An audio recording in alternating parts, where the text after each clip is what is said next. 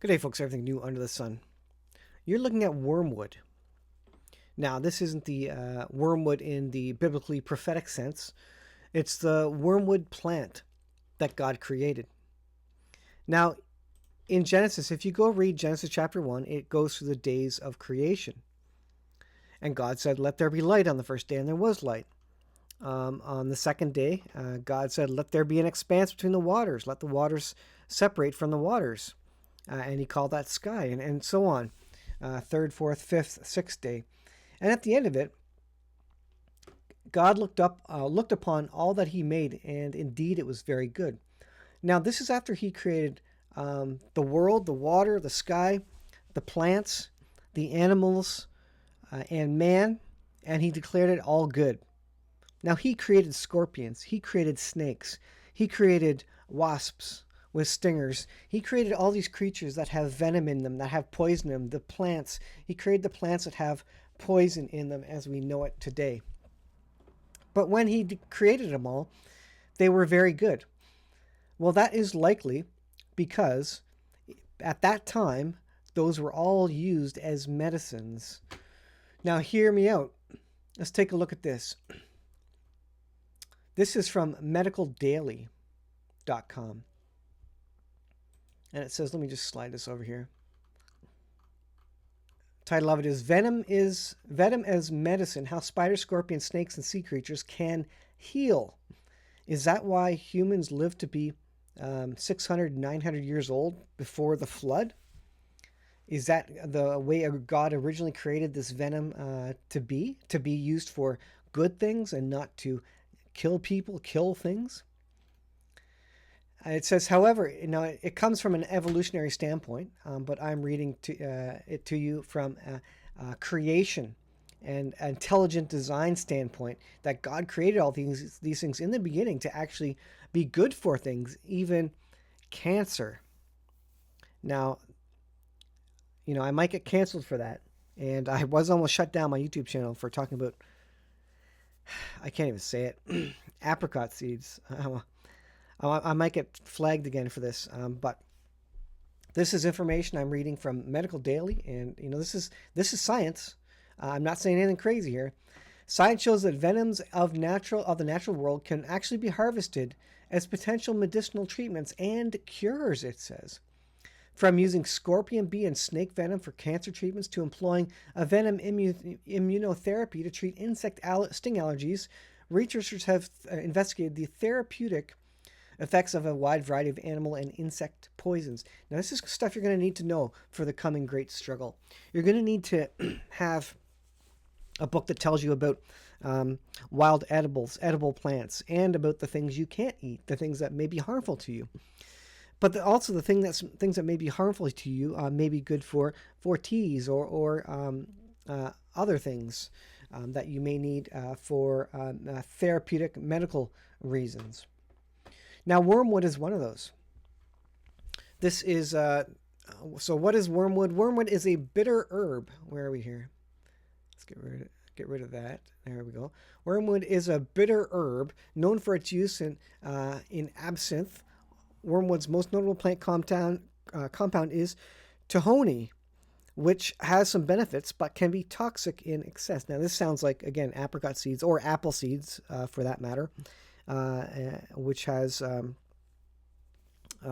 chemical in it that can be dangerous in large amounts.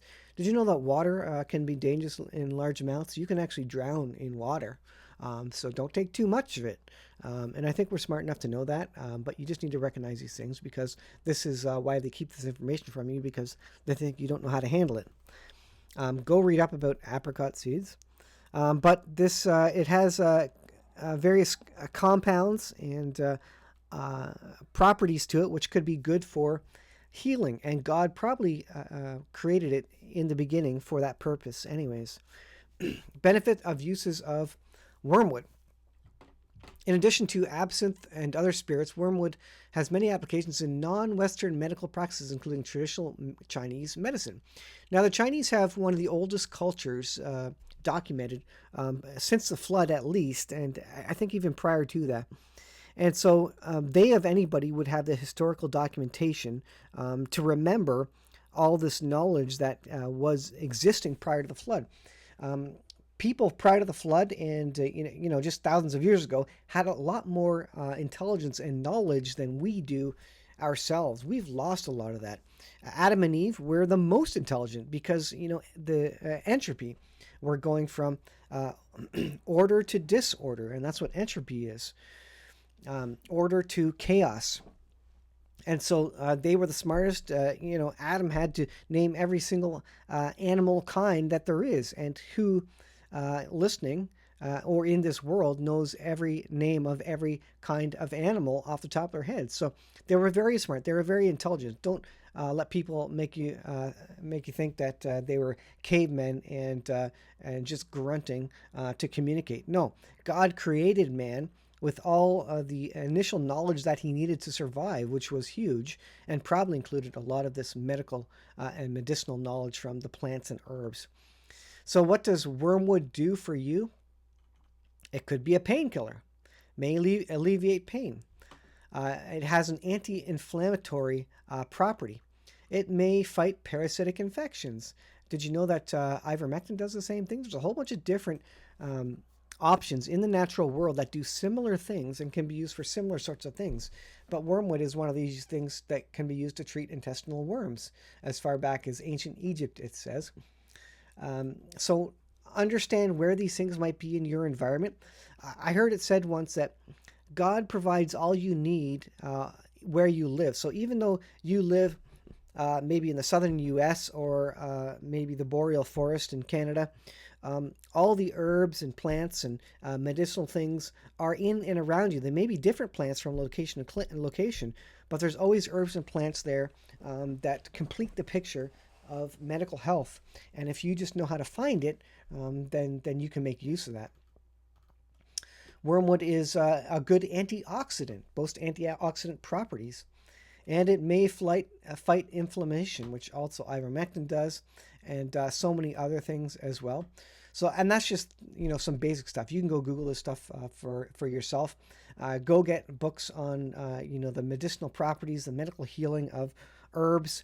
This has been used for thousands of years, but they try and suppress this stuff now because they want you to pay big companies for this, because people make a lot of money off this stuff instead of going out into your backyard, into your garden, and making the stuff into a tea and resolving, possibly most of the known illnesses and issues that you have.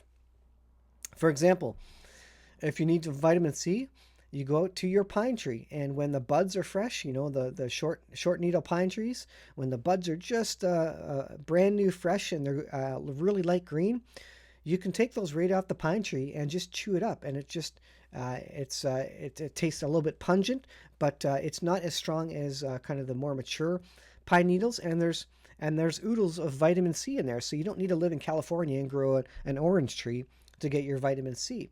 The trees and plants around you, wherever you are, provide the necessary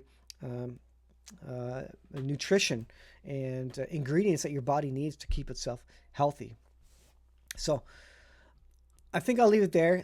This video is probably going to get tagged for something, but be aware of the plants and the things around you, because God created them for you.